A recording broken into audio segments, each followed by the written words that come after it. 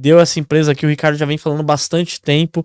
E, Ricardo... Glorioso Banco do Estado do Rio Grande do Sul, S.A. Banrisul. O Banrisul, por que ele subiu 53% nesse ano? Cara, tem uma combinação de fatores que a gente precisa levar em conta aqui, tá?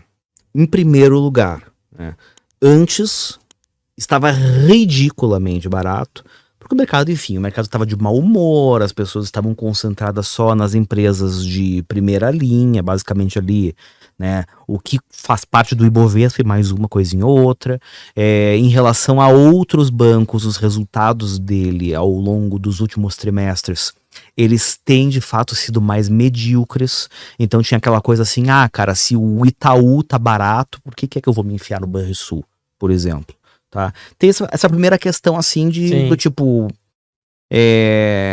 as pessoas têm uma certa ordem de prioridade, digamos assim, né? O investidor médio, ele tem uma certa ordem de prioridade de oportunidades para as quais ele vai olhar.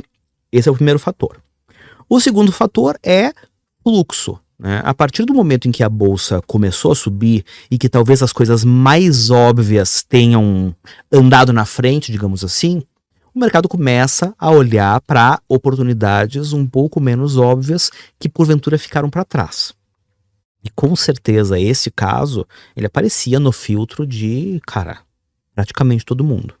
E o terceiro elemento, ele é um elemento mais fundamental mesmo, que é a perspectiva de queda da taxa de juros. Porque o que é que machucou os resultados do Banrisul ao longo desses últimos anos? Dentre outros fatores, mas acho que esse foi um fator muito importante. O que o banco faz, no fim das contas, né?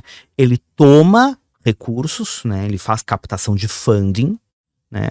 E ele faz operações financeiras, ou seja, ele empresta esse recurso, né, para os tomadores, a uma taxa que ele entende que remunera adequadamente ali o risco dele e tudo mais.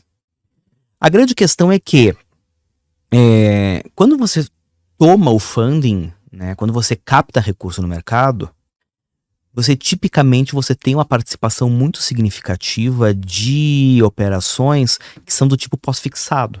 Ou seja, grosseiramente falando, você capta a um percentual do CDI, você está exposto a Selic. Só que do outro lado, as operações que você faz, você costuma ter uma parcela maior de operações que são do tipo pré-fixado, ou seja, que você estabelece uma taxa fixa, né? O que aconteceu com o Banrisul ao longo dos últimos anos? O custo de captação dele subiu, porque Selic subiu junto, né, na esteira aí da política monetária do Banco Central, né, e a carteira de crédito, ela tinha uma participação grande de operações pré-fixadas. Então a margem dele encolheu. É como uma empresa que vende lá um produto a 100, porque ela tem um custo de produção de 80, só que aí, quando o custo de produção aumenta de 80 para 90, ela não consegue aumentar o preço dela de 100 para 110, então a margem dela espreme. Isso foi basicamente o que aconteceu no Banrisul ao longo aí do último ano, principalmente. A questão é que agora existe a expectativa de que ocorra um movimento contrário, ou seja, que a Selic comece a cair, né, e que o custo das operações que ele faz com os clientes, né, as taxas que ele pratica com os clientes, não caiam na mesma proporção, fazendo com que a margem financeira aumente.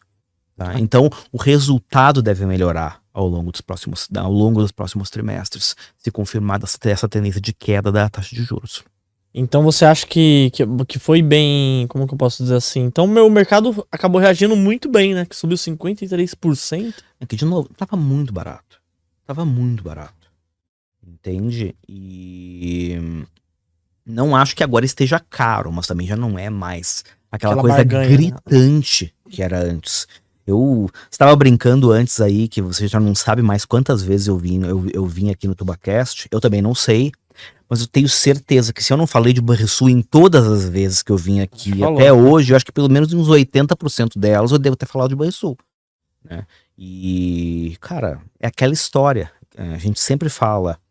É óbvio que de tempos em tempos o analista vai errar, mas existem casos em que efetivamente é você sentar e esperar e ter a paciência e a compreensão de que o tempo do mercado não é o tempo que é a sua vontade.